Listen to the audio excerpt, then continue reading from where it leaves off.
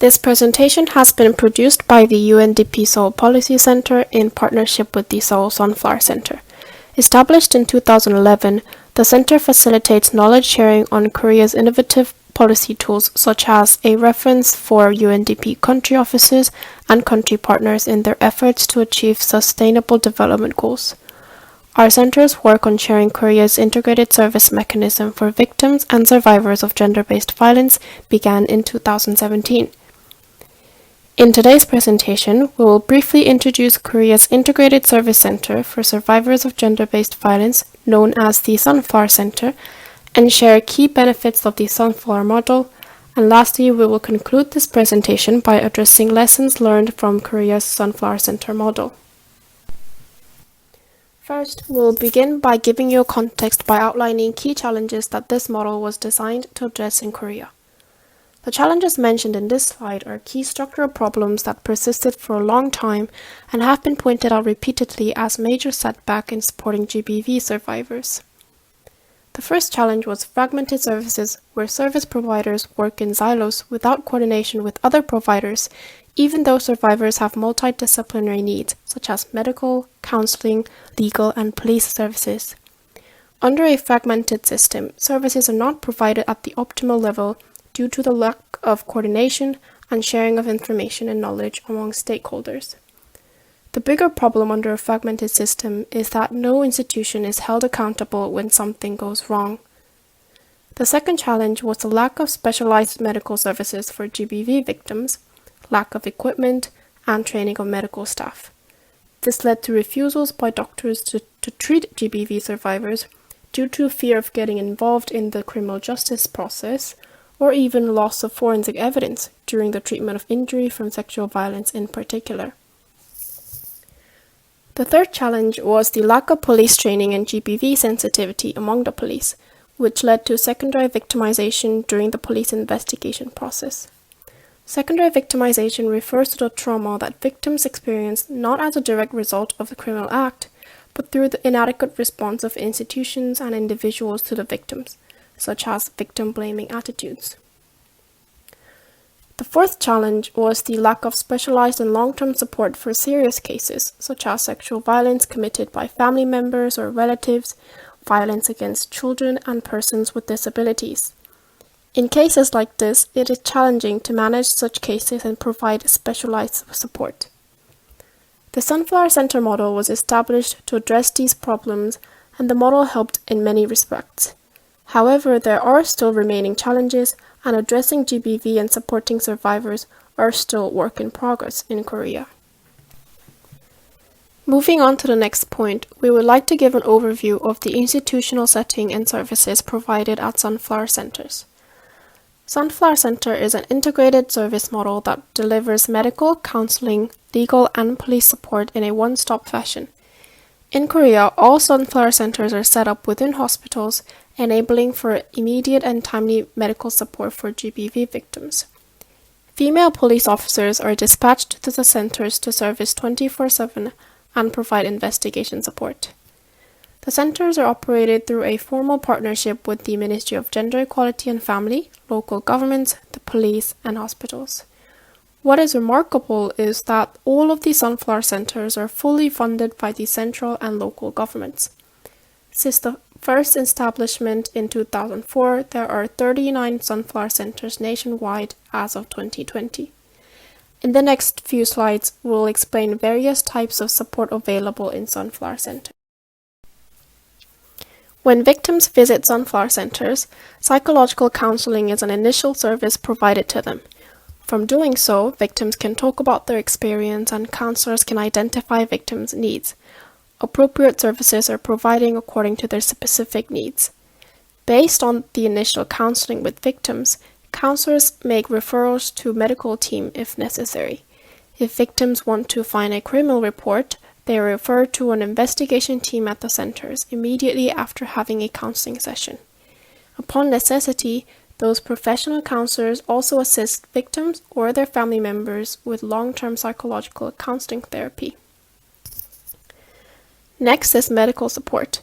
In Korea, all Sunflower Centers are established within existing hospitals. Hospitals are selected as the main implementing institutions to house the centers for several reasons. First, public hospitals are funded by the government. Second, highly trained medical staff, including gynecologists and medical facilities, are available. Third, there are emergency rooms within the hospitals that enables the provision of urgent medical support 24/7. This hospital-based system is specific to the Korean context and by no means the only model. Integrated service centers can be housed in other institutions as well. Medical staff of sunflower centers provide various support such as evidence collection, treatment of physical injuries, provision of emergency contraception, and diagnostic tests for sexually transmitted diseases. Here, we want to stress the point that medical costs for victims are 100% covered by the government. Victims can receive free medical support, including treatment by the obstetrician or gynecologist, hospitalization fee, medication, evidence collection, abortion, psychiatric counseling, and etc. For sexual assault cases, evidence collection kits are available in each center. These kits allow for a systematic and standardized collection of evidence. The Ministry of Gender Equality and Family provides those kits to sunflower centers across the nation. The kit is composed of 12 steps, and medical staff stationed at the centers collect forensic evidence using the kit. Every evidence is sealed right after the collection process is completed and sent to the National Forensic Service by the police. Next, the Sunflower Center enables the victims to get police assistance in a secure and dedicated environment. Female police officers who have completed specialized training courses on sexual violence and investigation method are dispatched to each center to support GVV victims 24/7. The police officer conducts an interview with the victim. The interview results, together with forensic evidence, are sent to the police station for further investigation. For cases concerning children and people with disabilities, it is mandatory in Korea to video record their statements. The video recordings are also sent to the investigation team. In the past, the lack of such measure led to cases where children had to make statements multiple times to different authorities, leading to trauma and serious secondary victimization. The center is equipped with a soundproof investigation room to enable victims to make a statement in a safe and comfortable environment. Public defense lawyers assist victims during the interview. Other stakeholders, such as trustees and social workers, can also participate in the interview to assist the communication if needed. At the same time, police officers in charge of the investigation observe and record the interview from a separate monitoring room. The fourth support is legal assistance, provided through a referral system. When victims request legal support, the prosecutor's office assigns a public defense lawyer who provides legal consulting and trial support free of charge. Sunflower centers work collaboratively with those lawyers when it comes to supporting GVV victims.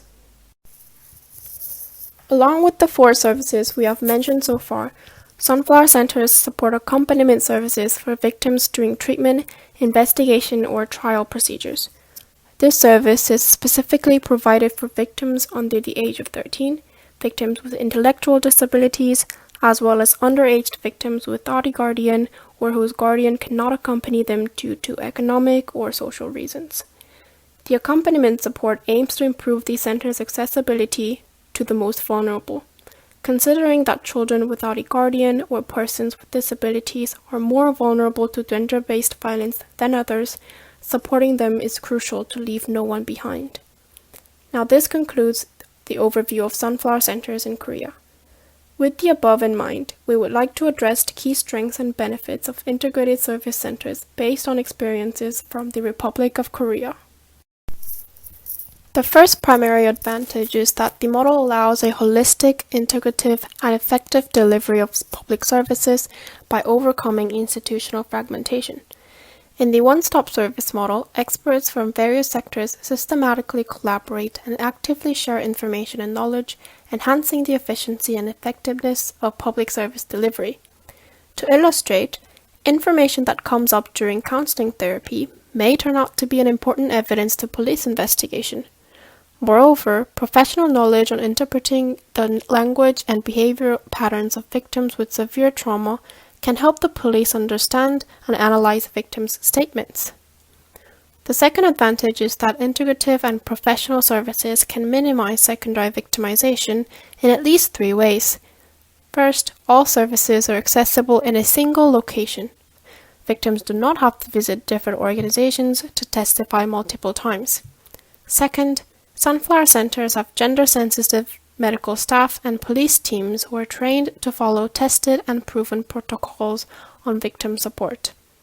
Third, centers have facilities necessary for medical treatment and counseling and provide an environment where victims can feel safe and comfortable.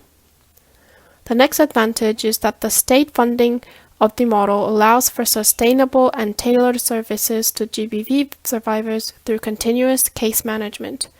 The Sunflower Center also serves as a focal point for further coordination with other institutions. Let us be clear though, we are not suggesting that the Sunflower Center is the perfect model.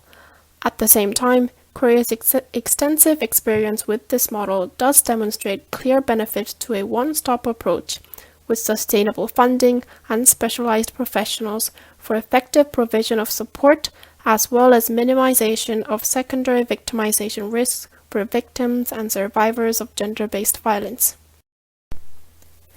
In the final section of this presentation, we will share lessons learned from Korea's integrated service centers to provide a point of reference for those of you who are interested in establishing a similar mechanism.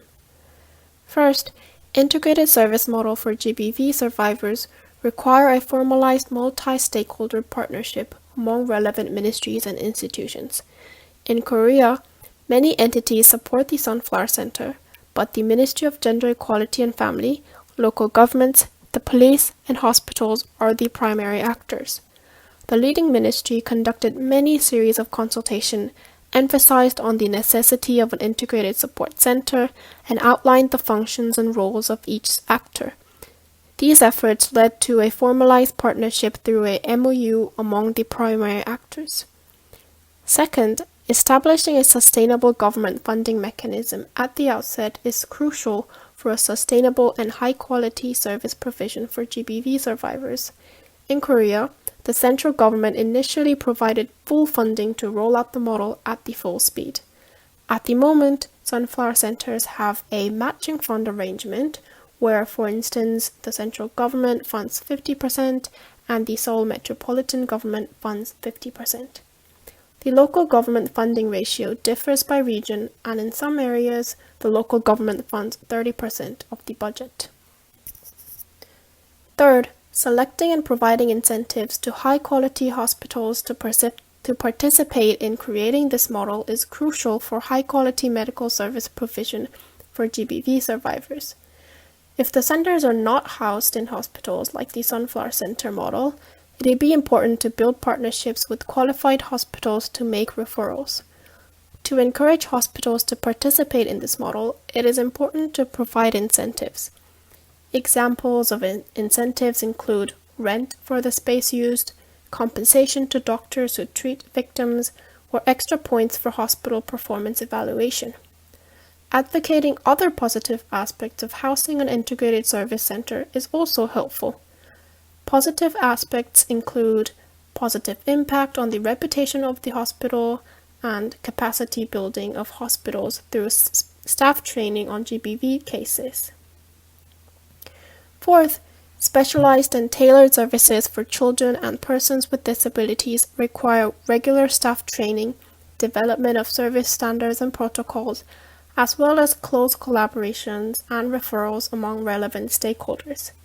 In Korea, for instance, the police developed a special protocol and guidelines for conducting interviews with children or persons with disabilities. Police officers dispatched to the centers are trained on the protocol and guidelines. For cases involving children or persons with disabilities, the police collaborate closely with other stakeholders such as child protection and social workers. Fifth, developing an effective management structure is crucial for an integrated service delivery. Having multidisciplinary practitioners in a single location does not guarantee actual delivery of one-stop services. The center brings together professionals from various sectors as well as experts who may have a distinguished reporting system, like the police.